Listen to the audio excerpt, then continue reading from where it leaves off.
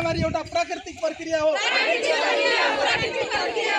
महिनावारीमा भेदभाव गर्न पाइँदैन। महिनावारीमा भेदभाव गर्न पाइँदैन। महिनावारीमा सुरक्षित आवास चाहिन्छ। महिनावारीमा सुरक्षित आवास चाहिन्छ। महिनावारी सरसफाइको ध्यान दिउँ। महिनावारीमा सरसफाइमा ध्यान दिउँ।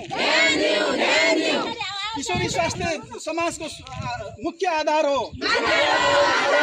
किशोरी स्वास्थ्य समाजको मुख्य आधार हो। महिनावारी बारे खुला कुरा गरौँ। यसमा लाज मान्ने प्रक्रिया छैन। महिनावारीमा सुरक्षित व्यवहार अपनाऊ। महिनावारीमा सुरक्षित व्यवहार अपनाऊ। संक्रमणबाट रोकथाम गर्न सकिन्छ। संक्रमण रोकथाम गर्न सकिन्छ। स्वच्छ किशोरी समृद्ध समाज। महिनावारीलाई सम्मान गरौँ। भेदभावको अन्त्य गरौँ। हस्त अगाडि बढौँ।